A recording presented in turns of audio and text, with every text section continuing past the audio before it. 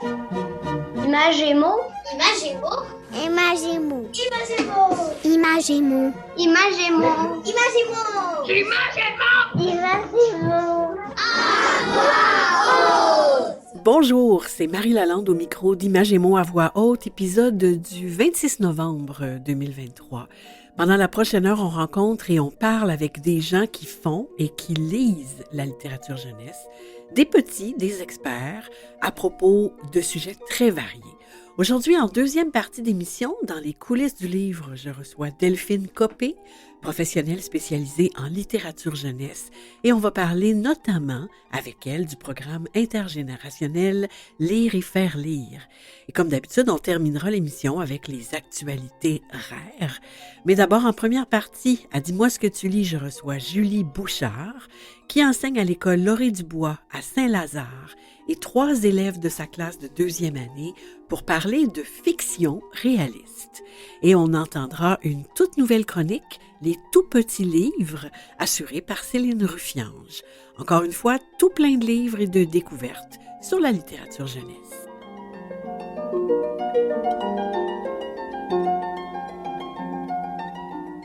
Dis-moi ce que tu lis. Dis-moi ce que tu lis, c'est le moment de l'émission où on rencontre des gens qui lisent des livres jeunesse. Aujourd'hui, on reçoit Julie Bouchard, qui enseigne à l'école Lauré-Dubois à Saint-Lazare. C'est au centre de service scolaire des Trois-Lacs.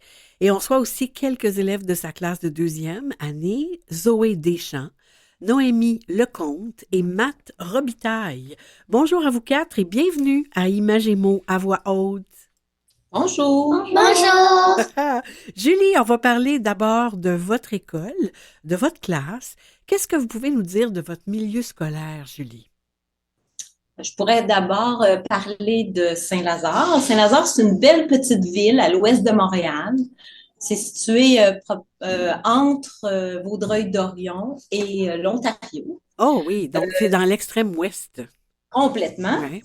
Ensuite, c'est une école de premier cycle et de maternelle seulement. Donc, on a 6 classes de maternelle, 4 classes de première année et 4 classes de 2e année. Ça fait beaucoup de petits mondes, de petits humains. Oui. C'est un milieu assez favorisé. Puis, je pourrais aussi dire que c'est un milieu où est-ce qu'on a plusieurs familles anglophones ou bilingues. Donc, pour plusieurs de mes élèves, le français, c'est pas la première langue, c'est la 2e langue. Ah, Et en plus, on a de plus en plus d'élèves allophones qui intègrent notre milieu. OK. Donc, Moi, ça fait, ouais. Moi, ça fait 18 ans que j'enseigne à l'école ici, puis je me sens vraiment privilégiée d'être ici parce que c'est un milieu scolaire hyper positif. Toutes les personnes qui y travaillent sont impliquées avec les enfants. Et en plus, depuis 15 ans, on a fait le choix d'enseigner sans manuel et d'enseigner seulement avec la littérature jeunesse, les livres, le papier et le crayon. ça, c'est assez particulier et c'est formidable. Je le souligne. Donc, vous le disiez, il y a un choix d'école. Les enseignants de votre école abordent la lecture et l'écriture avec l'approche des ateliers. J'aimerais ça que vous nous disiez ce que c'est, puis pourquoi vous avez fait ce choix-là. Bien, cette approche pédagogique-là, ça a été d'abord élaboré par Lucy Calkins et son équipe au Teachers College de New York. Oui. Nous, on a adhéré à ça pour plein de raisons. C'est une approche qui, d'abord, nous permet d'enseigner la lecture et l'écriture en utilisant les livres de littérature jeunesse. Donc, on était déjà impliqués avec les livres de littérature jeunesse. Mm-hmm. Et ça se base sur des pratiques qui sont reconnues efficaces en enseignement. En plus, on enseigne, dans le fond, différents modules selon un genre de texte. Donc, narratif, informatif, opinion. Ouais. Ça dure à peu près de 6 à 8 semaines. Puis, à chaque semaine, on va faire environ 4 périodes de lecture, 4 périodes d'écriture avec les enfants. Puis cette façon d'enseigner-là, elle permet aussi de donner envie de lire et d'envie d'écrire aux enfants. Ça leur permet de travailler avec des partenaires, de discuter. Ça leur permet aussi de les rendre autonomes. Puis moi, ce que ça me permet, c'est d'enseigner, de différencier avec mes élèves. Oui, oui, tout le monde ne fait pas la même chose en même temps, c'est ça qui est intéressant. Oui, Ah, exactement. C'est vraiment, moi je trouve que c'est intéressant de remettre les pendules à l'heure aussi par rapport à cette approche-là, qu'on entend toutes sortes d'affaires à propos de ça. Et Mhm. ce que j'aime, moi, c'est que c'est vraiment centré sur l'authenticité des situations vraiment de la vraie vie. C'est génial. Parmi les différents modules que vous proposez aux enfants, celui que vous venez juste de travailler, c'est celui où vous leur présentez aux enfants des livres de fiction réaliste. J'aimerais on va demander aux enfants de nous expliquer qu'est-ce que c'est ce genre de livre. Alors, qu'est-ce qui veut commencer pour nous dire qu'est-ce que c'est ça de la fiction réaliste? Allons-y avec Matt, tiens, tout d'abord. De la fiction réaliste, c'est un livre qui raconte une histoire qui est vraie. Et ça peut se passer pour vrai. Ah, Et tout ouais. est toujours vrai.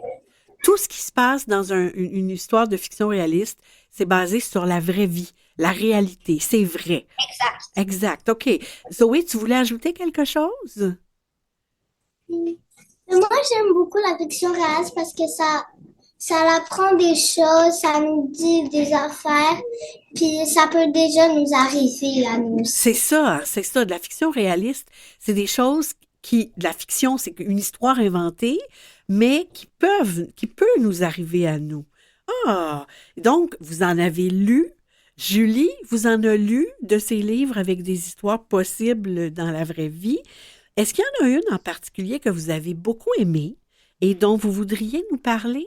Tiens, commençons avec Zoé pendant qu'on est là, puis après ça, on ira voir les autres. L'histoire, c'est la ruelle. La ruelle. Ouais. Puis, c'est écrit par qui, ça, La ruelle?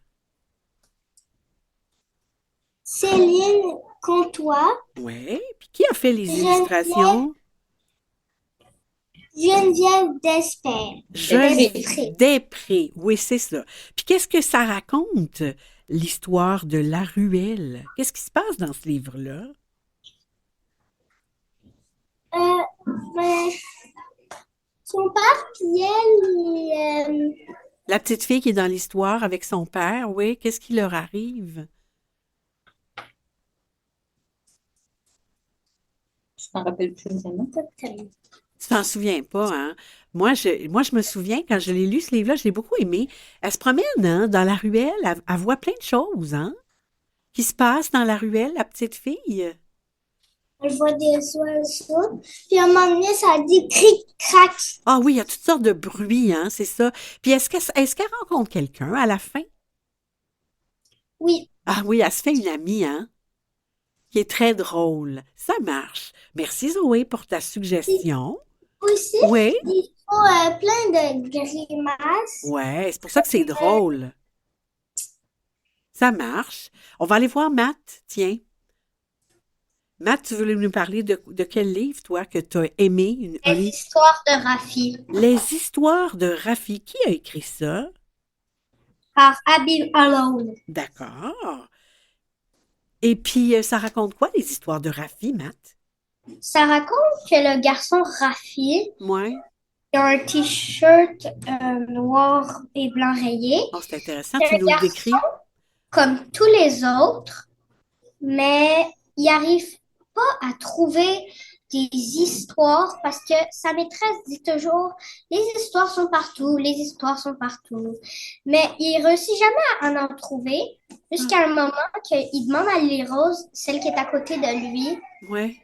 de dire qu'est-ce qu'il peut y arriver. Elle a 13 histoires sur Rafi à cause qu'il y avait plein d'affaires. Puis souvent, Rafi, il trouvait des excuses pour pas pendant la période d'écriture, Ouais. jusqu'à temps qu'il trouve une histoire. C'est la chenille puis le bébé. Puis donc, c'est une histoire qui lui est déjà arrivée à lui aussi. Puis Exact. pourquoi ce livre-là, t'as aimé beaucoup ça, toi, Matt? Parce que moi aussi, ça m'arrive d'avoir plus d'idées pour écrire. Exactement, comme Rafi, hein? La même chose. Ah! Puis toi, Noémie, qu'est-ce que tu voulais nous suggérer? Toi, qu'est-ce que tu as aimé comme livre de fiction réaliste? Ma vie heureuse. Ma vie heureuse. Qui a écrit ça? Euh, Rose Lagercrantz. Oh mon Dieu, hey, t'es bonne, hein, si tu le dis bien, parce que c'est pas un nom qui est facile à prononcer. Et qu'est-ce que ça raconte, cette histoire-là? C'est que June est toute seule, puis le premier jour d'école dans son école élémentaire. Puis là, après ça, elle rencontre sa nouvelle amie, euh, Ella Frida. Puis après ça, ils deviennent amis. Mais un jour, Ella Frida déménage. Mhm. Là, elle est très triste. Puis là, elle est triste pendant tous les jours d'école. Ah oui, donc c'est sa vie à elle, ce Oui. personnage-là qu'on suit. C'est bien, merci pour la suggestion, Noémie. Julie, je reviens à vous. Vos élèves ont aussi écrit, en s'inspirant des livres, les livres qu'ils ont lus et que vous leur avez lus, ils ont écrit des récits de fiction réaliste à leur tour. Vous leur aviez demandé quoi? Ben, pendant tout le module, dans le fond, moi, je leur ai enseigné des façons de trouver des idées, comment planifier une histoire de fiction réaliste. Ensuite, je leur ai enseigné comment la rendre plus vivante, comment utiliser des techniques d'auteur. On a appris des techniques de révision d'histoire, pour comment la corriger. Puis, ils avaient à choisir un personnage Mhm. qui était un garçon ou une fille. Ils pouvaient choisir le sexe qu'ils voulaient, mais ils devaient avoir leur âge pour pouvoir inventer des histoires qui leur ressemblent, Ouais. choisir des lieux différents, puis leur faire vivre des aventures. OK.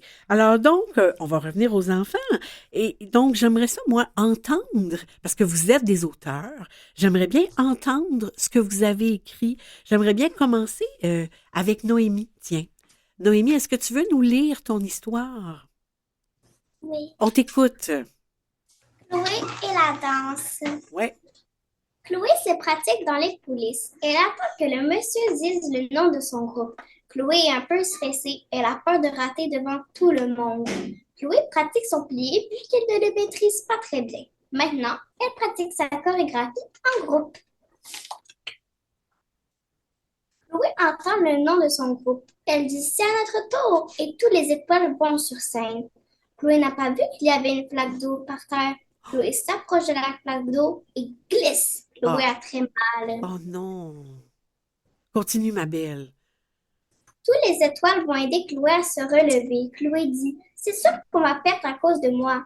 Les nettoyeurs s'excusent beaucoup d'avoir laissé une flaque d'eau sur la scène. Chloé s'est foulée la cheville. Chloé dit c'est pas grave, mais j'ai quand même envie de faire encore du ballet. Ouais, une idée. Je vais vous conseiller pour notre reprise de compétition. Tous les autres sont d'accord. On commençait 1 et 2 et 3 et 4. C'était super. Allez, les étoiles, c'est à nous. Chloé dit, ça fait bizarre de ne pas aller sur la scène avec les autres. Chloé dit, je suis sûre que vous allez gagner. Quand les étoiles sortent de scène, Chloé les félicite. Chloé n'en croit pas ses yeux. La chef de l'équipe a le trophée dans les mains. Chloé dit, même si je ne suis pas là, vous avez assuré. Chloé prend ses béquilles et se lève avec difficulté, mais réussit à marcher avec ses béquilles. Chloé est très, très heureuse. Et ça finit comme ça. Wow! C'est une histoire qui t'est arrivée pour vrai, ça, Noémie? Non, mais c'est une histoire qui m'est venue parce que moi, j'aime ça T'aimes ça, danser. la danse? Wow! OK, merci. Zoé, qu'est-ce que tu as écrit, toi?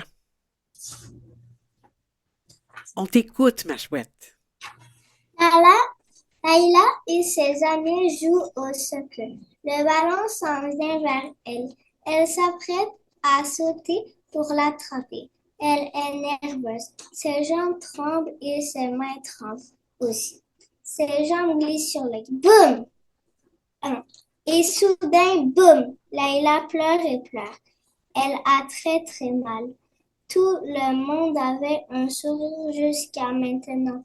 Layla a mal, mal, mal. Hmm. Elle pleure et pleure. Et une fille dit Oh my God et court vers elle. Elle s'est fait mal. La prof la voit, lève les bras et court vers elle. Elle la prend dans ses bras et l'emmène au secrétariat. Elle ouvre la porte et la secrétaire la voit. Elle la voit pleurer. Elle l'emmène au petit lit. Layla se repose et elle finit par se sentir mieux. Elle se repose encore et encore. Elle se sent encore plus mieux. Maintenant, elle est prête à ressortir. La secrétaire va la voir et lui dit, tu te sens mieux maintenant? Layla dit oui avec une voix douce. Alors elle se lève et marche et bien sûr elle a une glace. Elle va jouer avec ses amis et bien sûr elle ne joue pas au secret. Ben non, parce qu'elle est blessée, mais ça finit bien quand même. Alors, quelqu'un a pris soin d'elle. Merci, Zoé. Matt, est-ce qu'on peut écouter ce que tu as écrit, toi aussi? Il nous Oui. reste 3 minutes. Alors, on va faire ça. Je t'écoute. J'ai hâte. L'accident de la balle. Léo est à l'école primaire. Le nom de son école est Laurier du Bois. Léo rêve de lancer la balle de tennis sur le toit de l'école. Alors, à chaque jour, il essaie de lancer la balle de tennis sur le toit. Mais il ne réussit jamais. Un jour, il joue à lancer la balle de tennis avec Gina, son amie. Léo commence à lancer la balle de tennis en même temps que Gina. Soudain, Léo lance la balle sur le toit. C'est la première fois de sa vie.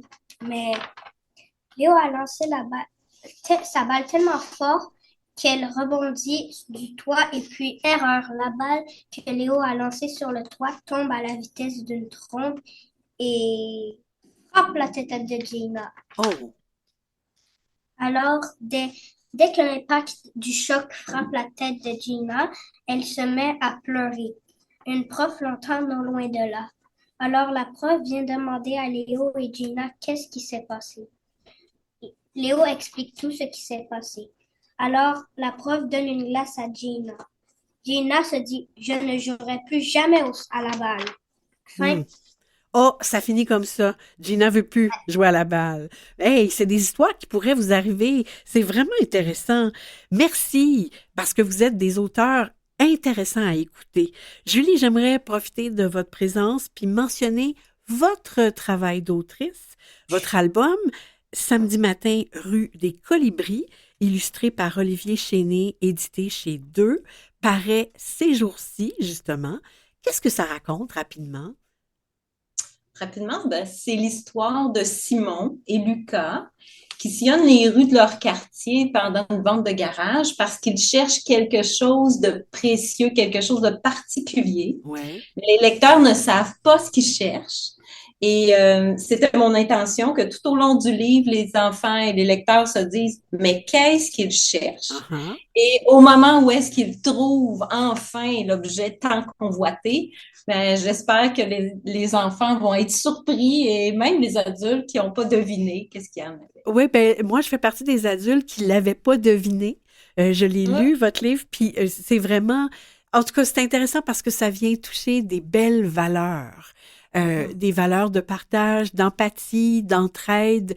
C'est ça qu'on retrouve dans ce livre-là. Bravo. Bravo à tous les quatre. Vous êtes des auteurs en devenir ou des auteurs stimulants. Je voudrais d'abord remercier Zoé, remercier Noémie, Matt, merci d'avoir pris le temps avec nous. Merci Julie pour la rigueur, pour la passion de la lecture et de l'écriture que vous insufflez aux petits. Et puis vous créez dans votre classe une vraie communauté de lecteurs, de lectrices pour la vie. Merci et au revoir. Merci. Bye. Bye bye. Merci à vous. Salut.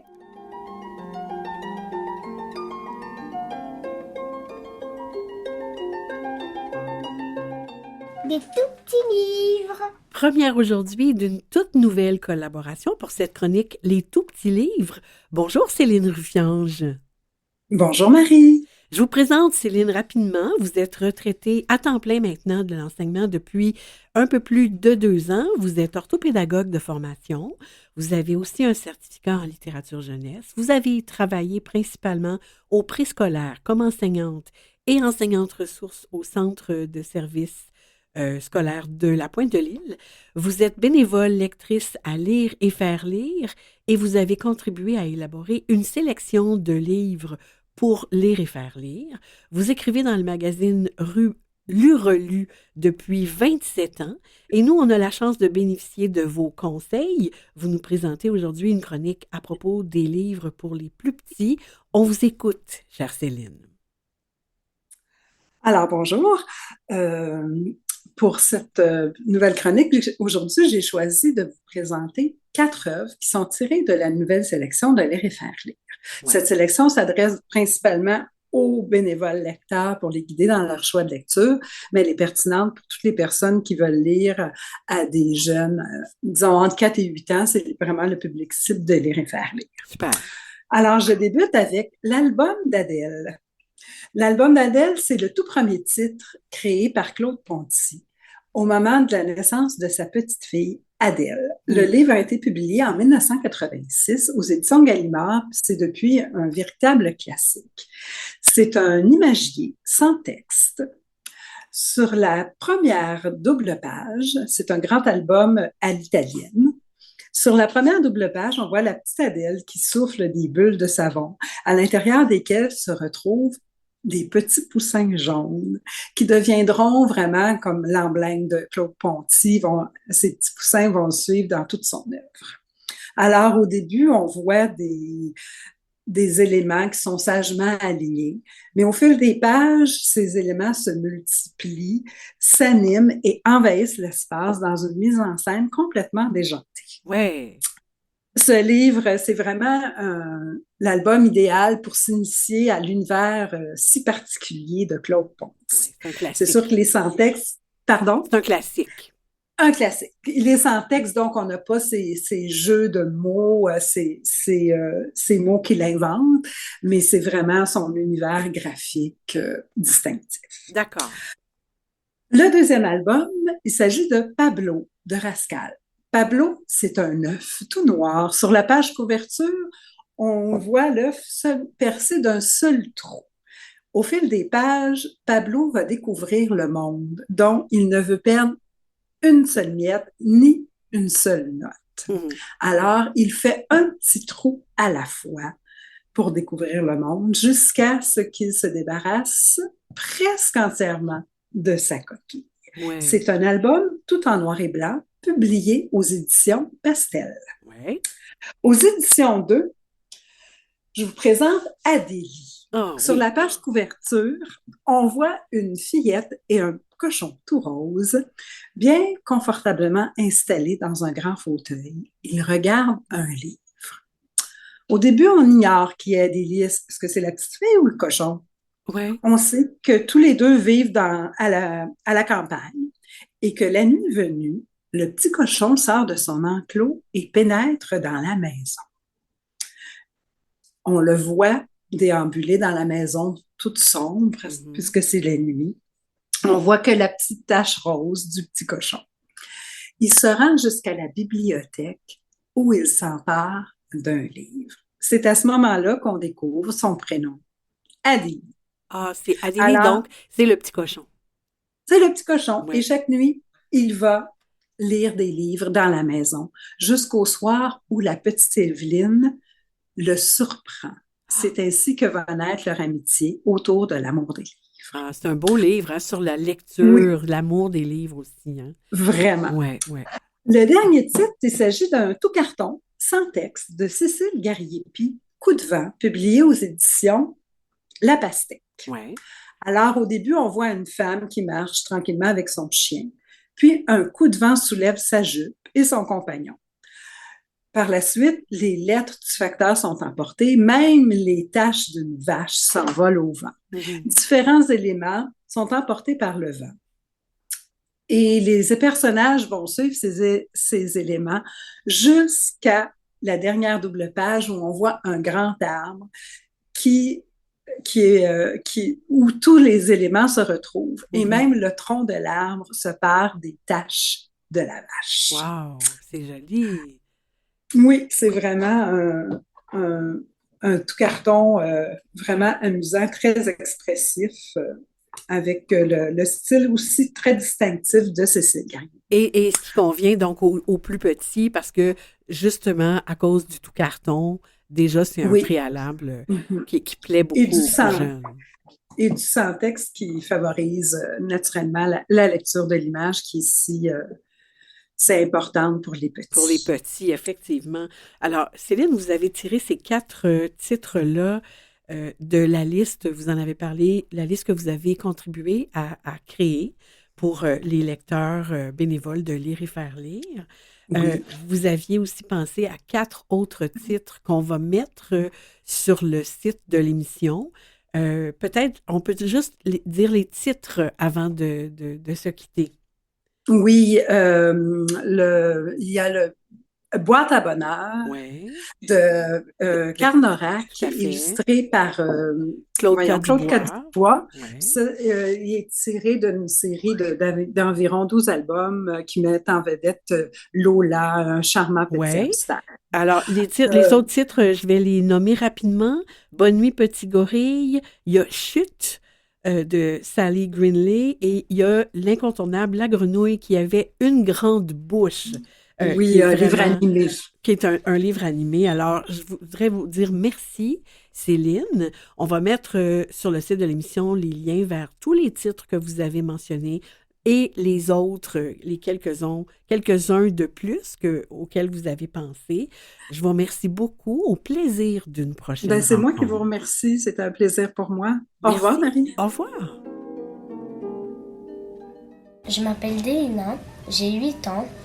J'aime beaucoup les livres de la série. J'aime lire parce qu'ils sont à la fois drôles et touchants.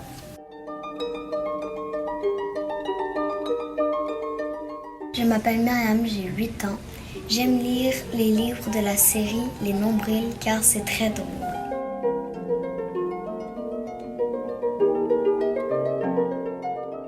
Je m'appelle Nélia, j'ai 8 ans. J'aime lire les livres de la série des Sisters. Je m'appelle Zakaria, j'ai 8 ans.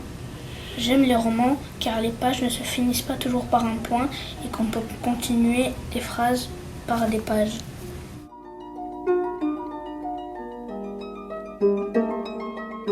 On se quitte pour quelques minutes, le temps d'une courte pause.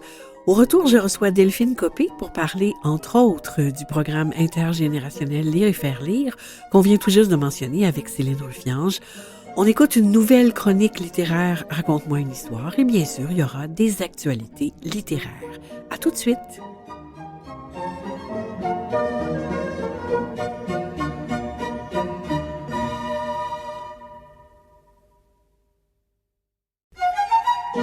Bienvenue en deuxième partie d'Imagez-moi à voix haute. Ellie Rose, j'ai 7 ans. J'ai beaucoup aimé Petit Geste parce que ça me fait ressentir des émotions, puis aussi ça me fait ressentir mon ami.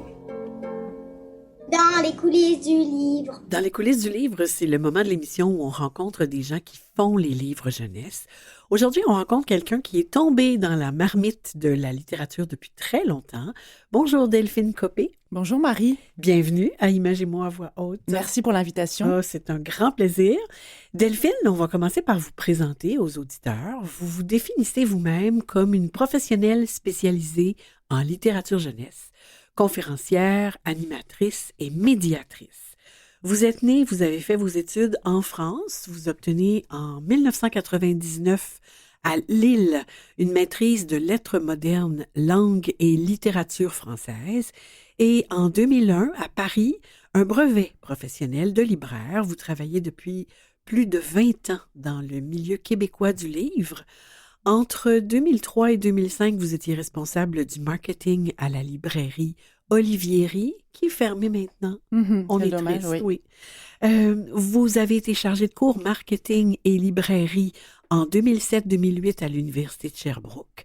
Entre 2005 et 2022, vous avez occupé diverses fonctions chez Gallimard et vous vous spécialisez dans le livre jeunesse depuis 2016. En mai 2022, vous avez animé, ça c'est une grosse année dans votre vie, 2022. Oui, tout à fait. Oui, vous avez animé la 14e édition des Assises du livre jeunesse au Québec. En juin 2022, vous étiez chargé de projet à l'association Lire et faire lire, le programme intergénérationnel de lecture qui jumelle des enfants de 4 à 8 ans et des aînés de 50 ans et plus. On va en reparler tout à l'heure. En septembre 2022, vous étiez chargé de projet Lis-moi le Québec à l'Association québécoise des salons du livre. Vous êtes membre du CA de communication jeunesse depuis 2022 et donc, Delphine, vous gravitez dans le monde de la littérature jeunesse depuis bien longtemps, en France et ici. Et depuis quelques mois, vous occupez un poste en diffusion chez Diffusion Interforum. C'est un acteur clé de la chaîne du livre au Québec. Qu'est-ce que c'est exactement ce maillon dans la chaîne du livre? Oui, alors c'est vrai que le maillon de la diffusion est un maillon assez peu connu du grand public parce qu'on est vraiment dans les arcanes un peu de l'organisation de notre industrie.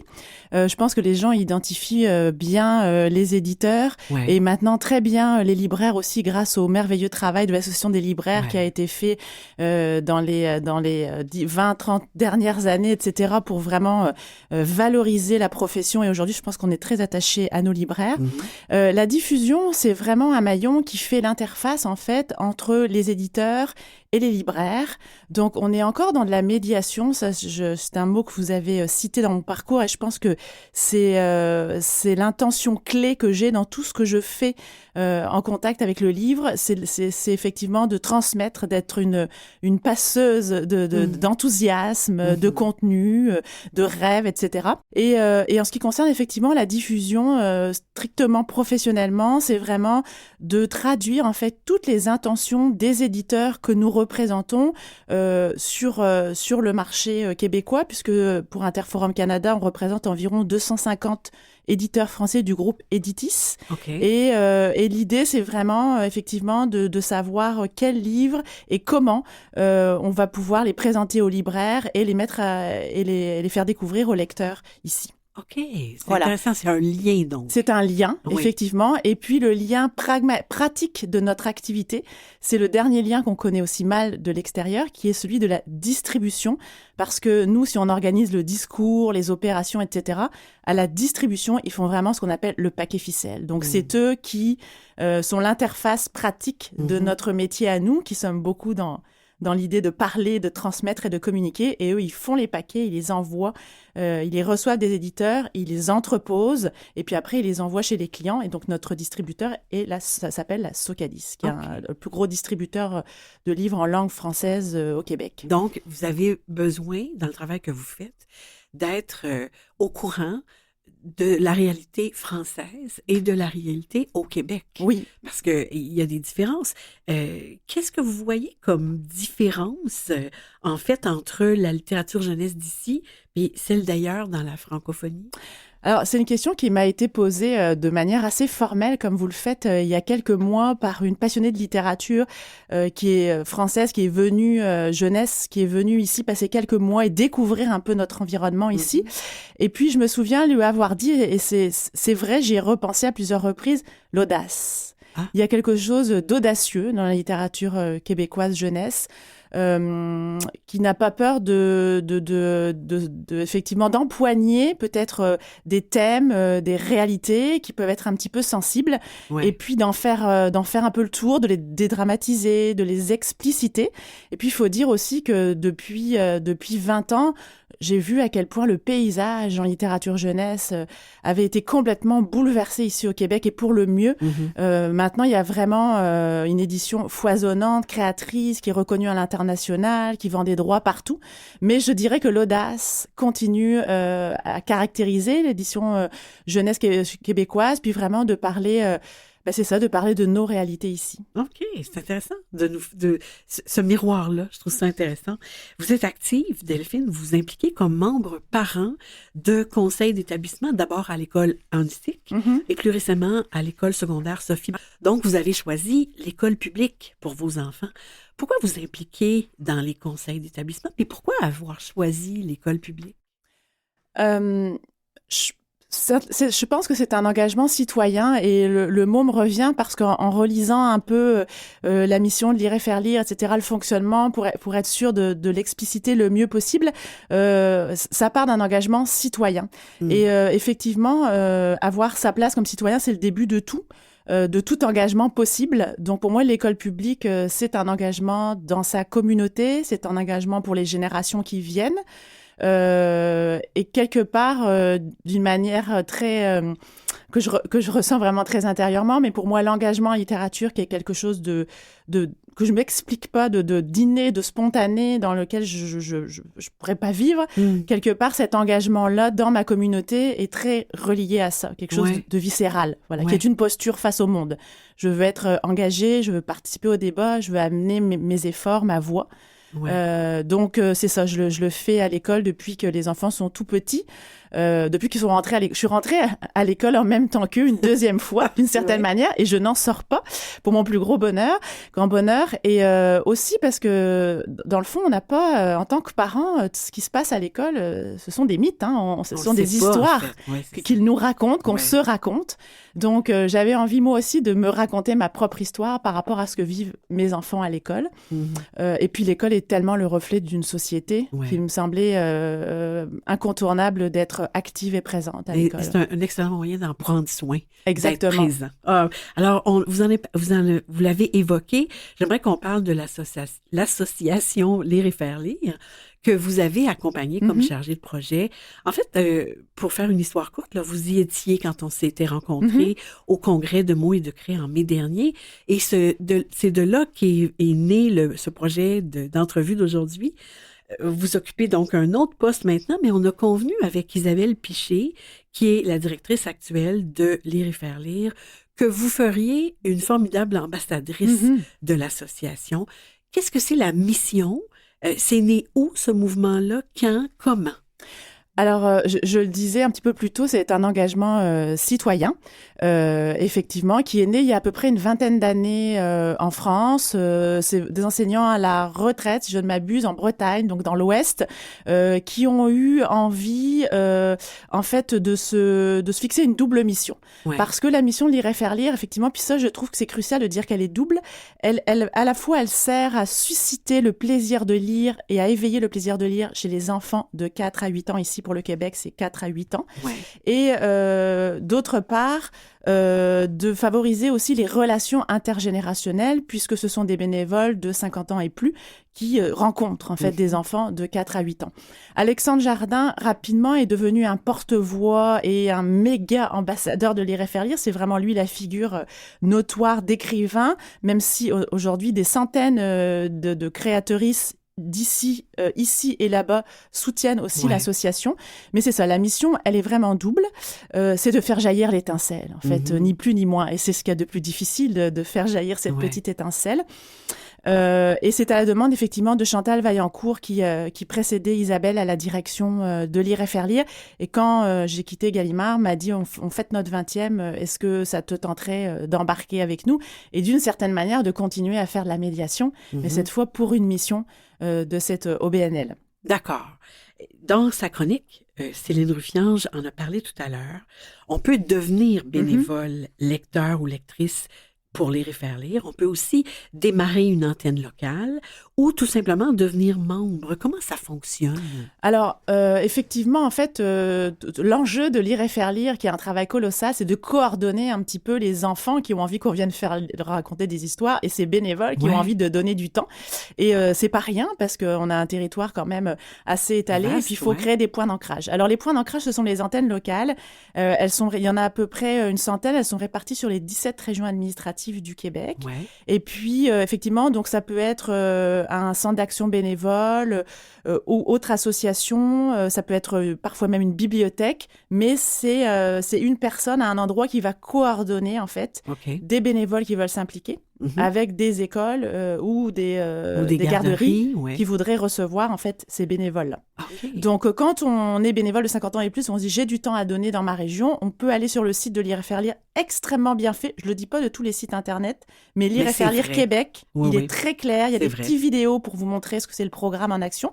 Et puis, on peut chercher un peu dans quelle région on est, où on se trouve, où se trouve notre antenne locale la plus proche. D'accord. Donc, on va rappeler l'adresse du site www.lire-et-faire-lire tout ensemble .qc.ca et on peut y voir les noms, les photos des parrains, des marraines de l'organisme. On en nomme quelques-uns, Alexandre Jardin, évidemment, parce que c'est lui qui est le porte-parole au départ, Dany Laferrière, Claudia Larochelle, Kim Thuy et il y en a d'autres. On voit aussi que Lire et faire lire sur le site est associé à On a tous besoin d'histoire et on peut y entendre son manifeste en version audio, produit à Vues et Voix d'ailleurs. Et donc, il y a différents types de soutien dont les bénévoles lecteurs peuvent bénéficier. Oui, alors il y a d'abord une sélection.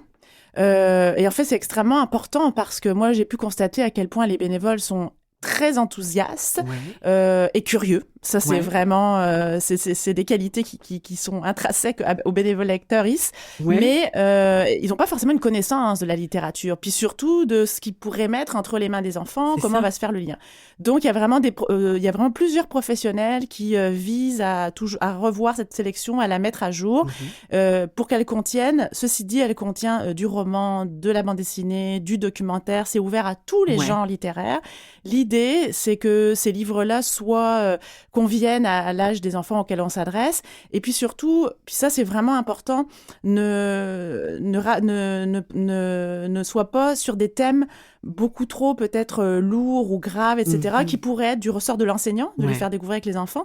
Mais là, on se rappelle toujours qu'on est dans une notion de plaisir, de moments vraiment de liberté et de folie partagée. Et ce qu'on disait pas aussi, c'est comment ça s'organise sur le terrain. C'est 1 heure passée entre soi, entre bénévoles et petits groupes de 4 à 5 enfants pendant 8 semaines. Donc, c'est un rendez-vous pendant 8 semaines pendant l'année scolaire d'affilée.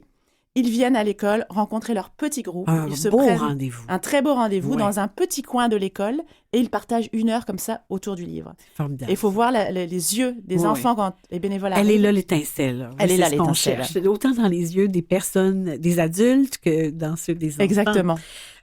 On revient à votre parcours dans le milieu du livre, c'est impressionnant. Je vous cite ici, depuis mon diplôme de libraire obtenu il y a plus de 20 ans jusqu'à aujourd'hui, j'ai multiplié les rencontres et les collaborations dans le milieu du livre avec tous les acteurs, les actrices de la chaîne en ce qui concerne la littérature jeunesse. Est-ce que vous vous souvenez d'une rencontre ou de quelques-unes, mais commençons par une en particulier qui vous a marqué? Alors, c'est drôle parce que j'ai relu effectivement, je me suis un peu remémorée par rapport aux questions, plein de choses sur mon parcours. Je pense que j'ai fait du déni sur cette question-là parce qu'il y en a eu trop des rencontres pour n'en choisir qu'une. Je dirais que les rencontres définitivement qui m'ont le plus marqué sont des rencontres avec les créateurs, que ce soit des illustrateurs ou des auteurs ou des autrices.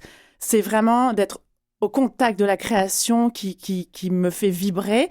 Et si je parle d'un créateur d'ici, ce serait Stéphane Poulain, assurément, parce que c'est un maître. Et si je devais citer une écrivaine française, je parlerais de Marion de Muraille. Par exemple, c'est des rencontres qui m'ont beaucoup ébranlée, qui m'ont beaucoup fait cheminer et où je me suis sentie au plus proche de leur étincelle à eux de création. Ah oui, ça c'est intéressant. Puis c'est l'avantage que vous avez d'être dans ce milieu-là et de pouvoir bénéficier de ça. Oui, on fait de la médiation, mais soi-même on est nourri. Oui. On essaie de nourrir les autres, mais en premier lieu, on est soi-même nourri après pour pouvoir transmettre tout ça. Oui. Delphine, c'est la tradition à Images et Mots. On demande aux invités de nous proposer un de leurs coups de cœur littéraires jeunesse. En terminant, est-ce que vous avez une suggestion pour nous? Alors, bon, autant j'ai eu du mal à choisir peut-être une rencontre, j'aurais pu avoir aussi du mal à choisir un coup de cœur, mais on sait toujours qu'on est en train de tomber amoureux d'un livre au moment où on se parle. Alors, j'ai choisi le livre duquel j'étais en train de tomber amoureuse. Il s'agit, et puis en fait, je trouvais qu'elle réunissait, elle faisait le lien entre tout ce dans quoi j'ai été investie et impliquée. Il s'agit en fait de la mise en image et en illustration de L'œil du loup de Daniel Pénac par Mathieu Sapin. Paru chez Nathan, qui paraît ces jours-ci chez Nathan Bande Dessinée.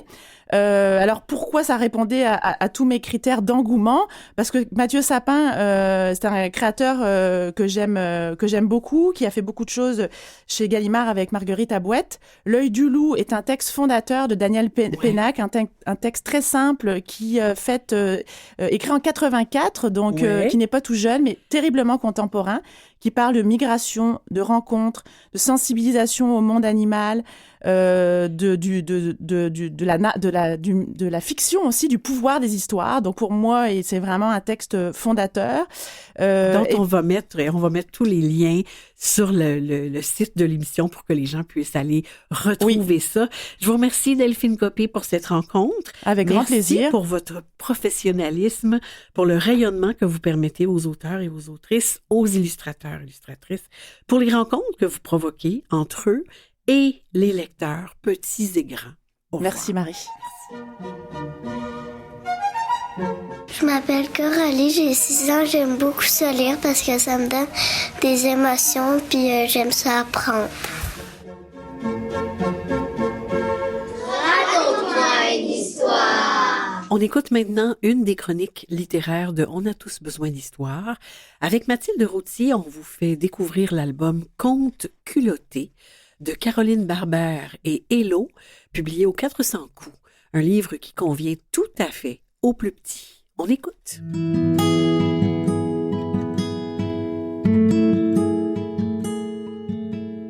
Raconte-moi une histoire, la chronique littérature jeunesse de On a tous besoin d'histoire.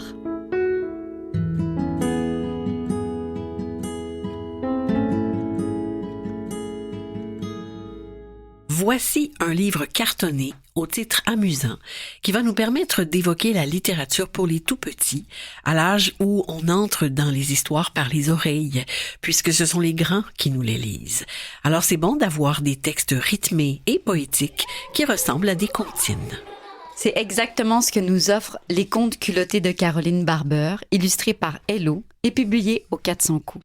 Mais ce livre joue en plus beaucoup sur l'illustration. Et comme on le sait aussi, les tout-petits, s'ils sont bercés par les mots, les phrases qu'on lit, adorent découvrir les images. Et ne l'oublions pas, c'est tout un travail de lire les images. Un travail qui met en route la pensée de l'enfant. Et justement, cet album amusant et intelligent met l'enfant en contact avec des personnages de contes. Bien sûr, il ne s'agit pas à cet âge de lire des contes traditionnels, mais plutôt de les approcher en jouant sur les personnages ou les objets qui les caractérisent. Et on sent que Caroline Barbère s'est beaucoup amusée avec cet élément. Mais sa grande astuce, c'est qu'elle imagine et propose une petite devinette autour de quelque chose qu'ont en commun tous les personnages. Devine quoi, Marie? Leur petite culotte. En poil de grand méchant loup pour le chaperon rouge. Un pagne en paille pour les 3 petits cochons. Une bobette à paillettes pour la petite sirène. Un short aux poches pleines de cailloux pour Pousset, etc. Et à chaque devinette, un texte amusant. Tu connais mon capuchon couleur fraise des bois? Mais mon vêtement le plus mignon, ce n'est pas celui-là. Mon préféré, mon chéri, mon chouchou, il est en poil de grand méchant loup. J'ouvre le rabat et qui apparaît? Le petit chaperon rouge vêtu d'une culotte en poil de loup avec un loup caché derrière le buisson qui la regarde.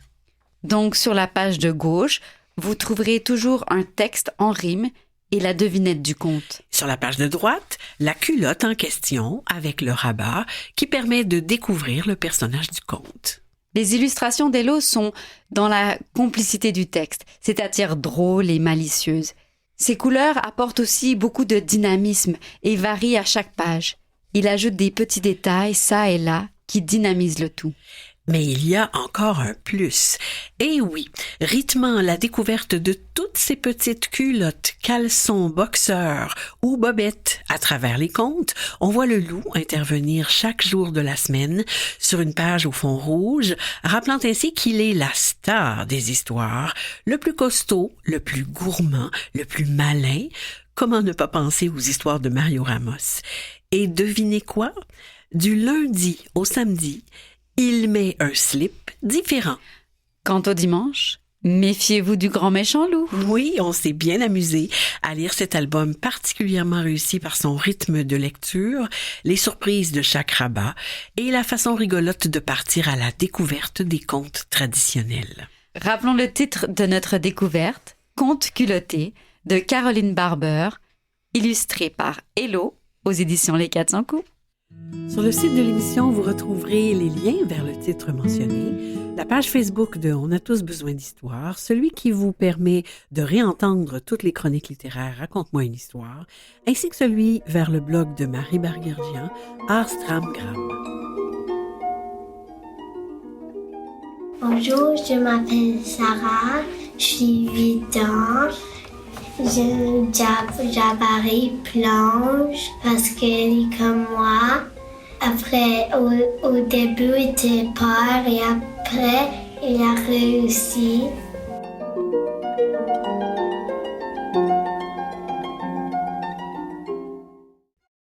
Les actuels littéraires. Encore des idées de lecture et de sorties littéraires. Pour tous les liens, c'est sur le site de l'émission. Dimanche prochain, le 3 décembre, à Marie raconte, je lis Prudence, la petite pie qui perd ses plumes, de Véronique Allary et Gabrielle Lisa Collard, illustrée par Catherine Petit des éditions Québec-Amérique. Prudence a peur de tout et elle perd ses plumes quand elle a peur. Et l'une de ses ailes est brisée depuis qu'elle est toute petite, mais malgré tout, Prudence est persévérante, déterminée et bien entourée de sa sœur cadette. Un album lumineux qui célèbre le courage et la résilience des petits malades et de ceux qui les accompagnent, tout en douceur et en légèreté. On en écoute un extrait. Un matin, tandis que Promesse dort toujours, Prudence attrape le journal déposé au pied de leur pain. Pendant qu'elle les poussette du bout de l'aile pour en retirer les aiguilles, ses yeux endormis se posent sur le grand titre. La comète Paulina passera dans le ciel cette nuit. Plus bas sur la page, elle lit qu'on pourra apercevoir l'astre du haut de la grande montagne et qu'il sera accompagné d'une pluie de poussière d'étoiles roses. Prise d'une irrépressible envie de partir à l'aventure, Prudence n'entend plus que l'appel du firmament. Portée par son enthousiasme, elle décide de partir seule, de peur que le périple soit trop périlleux pour Promesse, encore petite. Félicitations aux 2 lauréats des prix littéraires du gouverneur général 2023. Dans la catégorie Livre jeunesse texte, L'inoubliable de Lou Beauchesne, et c'est édité par La Courte Échelle. C'est un roman bouleversant sous forme de lettres écrites par Mimi à sa petite sœur Linou, qu'elle n'a pas connue. Un texte bouleversant, lumineux, et dans la catégorie livre jeunesse illustré, Le plus petit sauveur du monde de Samuel Larochelle. Les illustrations sont de Eve Patnaud et l'éditeur c'est XYZ. Un livre magnifiquement illustré d'une grande sensibilité. Il évoque les grands questionnements qu'amène la crise climatique chez les enfants comme chez les adultes.